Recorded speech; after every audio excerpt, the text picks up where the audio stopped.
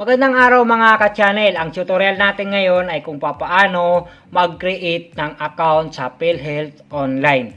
Yung Philhealth mga ka-channel, kagaya na rin siya ni Pag-ibig at saka ni SSS. Meron na rin siyang online kung saan makikita mo lahat ng nahuhulog mo sa Philhealth. Mas maganda na yung ganito mga ka-channel at saka mas maganda na nang may account ka sa online. Alam nyo kung bakit mga ka-channel. Siyempre para nakikita mo kung updated na uhulugan yung kinakaltas sa sahod mo pangbayad sa Philhealth, SSS at saka Pag-ibig. So mas maganda na yung may mga account tayo sa online mga ka-channel, at least na monitor natin kung may hulog yung mga benefits na kinakaltas sa sahod natin. At least pagka hindi nahulugan, pwede na natin tanongin yung employer natin habang empleyado pa nila tayo, kasi mas mahirap silang habulin, mas lalo na kung hindi na nila tayo empleyado. So mas okay na yung ganito mga ka-channel. So yun yung tutorial ko ngayon mga ka-channel kung paano mag-create ng account sa Philhealth online. So yun lang mga ka-channel, simulan na natin yung ating video.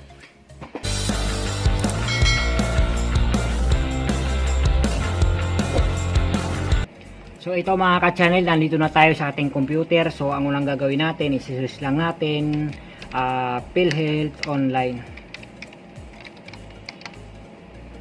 Philhealth online. Tapos pagka nandito tayo mga ka-channel, click lang natin tong online services, Philhealth Philippine Insurance. So click ko lang tong mga ka-channel. And then nandito na tayo mga ka-channel. So ang unang gagawin natin mga ka-channel, pagka nandito tayo, i-click lang natin tong login, register login. So click lang natin yan. And then pagka nandito tayo mga ka-channel, so ito po yung makikita natin. So hindi tayo makakapag-login kasi since wala pa tayong account. So ang gagawin natin, mag-create account lang po tayo. Create account, and then ito po yung pipill upan natin. So fill upan lang po natin to mga ka-channel. So ilagay ko lang yung aking Philhealth number.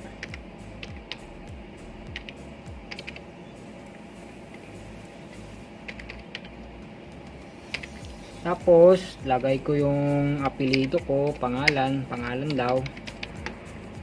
Tapos mail, tapos email address.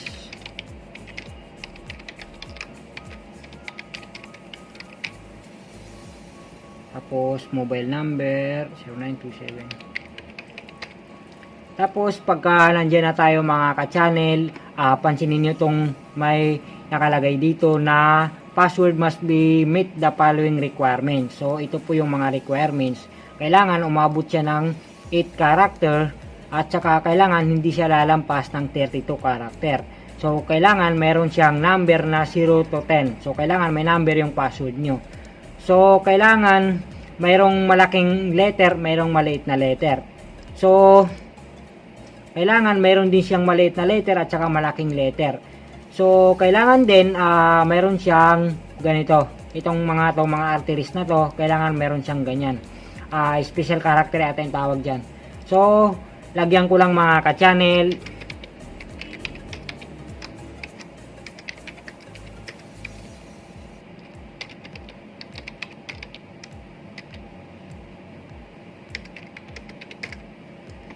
So ayan na mga ka-channel, nakapaglagay na tayo ng ating password. So click ko lang tong hinihingi niyang number dito. Itong number dito mga ka-channel, itong 122319. Ilalagay kasi natin yan dito mga ka-channel. So ilagay ko lang 122319. So pagka ganyan na mga ka-channel, nakapag-fill up na tayo, i-create account ko lang. Create account. And then ayan na mga ka-channel, processing na siya. So ito na mga ka-channel, ibig sabihin nakapag-create na tayo ng ating account. So please check your email to activate your account. So ibig sabihin, i-check natin yung email natin para ma-activate natin itong ating account sa Philhealth. So click ko lang tong back to login, tapos punta tayo sa ating email kasi in-email daw niya sa atin para i-active yung ating Philhealth account. So punta lang ako sa email mga ka-channel. And then ito na mga ka-channel, in-email na sa atin ni Philhealth yung ating login details. So ito po, kung mababasa nyo po, you have successfully created an account in Philhealth member portal. So, click here to activate your account. Ibig sabihin, i-click daw natin tong link na to para ma-open natin yung ating PhilHealth. So, click ko lang mga ka-channel. And then, ito po, account successful activated. So, your account has been successfully activated. You may now log into your account now. So, maglalagin na daw tayo sa PhilHealth mga ka-channel. So, ilalagin lang natin yung ating PhilHealth number.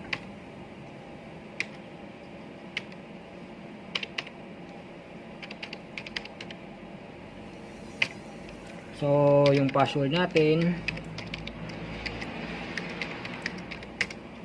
So, lagay lang natin tong captcha mga ka-channel. Itong 891-604. And then, login na tayo. So, ito na mga ka-channel. Nakapag-login na tayo. So, ganun lang po kadali mag-login mga ka-channel. So, makikita natin dito pagka may account na tayo dito mga ka-channel. Makikita natin lahat dito. Lahat ng hinulog natin sa PhilHealth, makikita natin. Para makita natin mga ka-channel, ipapakita ko sa inyo yung mga nahulog ko na. So, click lang natin tong premium contribution. So, ito po yung mga nahulog ko na sa PhilHealth. So, ganun po kadaling gumawa ng account dito sa PhilHealth. So, tulad nga po ng sinabi ko, magandang may account tayo dito. At least namumonitor natin kung hinulog talaga ng employer natin yung kinalta sa sahod natin pangbayad sa PhilHealth. So, marami ka pang pwedeng makita dito mga ka-channel. Halimbawa, magpapalit ka ng profile. Pwede ka rin magpalit dito mga ka-channel. Tapos, yung contribution mo, makikita mo lahat dito. Pati yung information mo. So, dito sa information mga ka-channel, pwede nating baguhin to.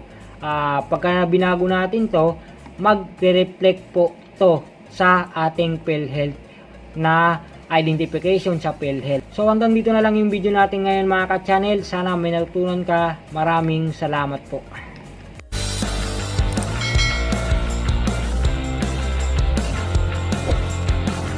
So ayun, hanggang dito na lang yung video ko ngayon mga ka-channel. Sana may natutunan ka. Kung may natutunan ka ka-channel, paklik naman ako ng like dyan sa baba. Paklik na rin ako ng subscribe and hit the notification bell para ma-update ka sa mga susunod kong video. Ang mga video ko sa YouTube channel na to mga ka-channel is mga tutorial na pagka nanood ka ay may matutunan ka kahit konti. So hanggang dito na lang mga ka-channel. Maraming salamat po.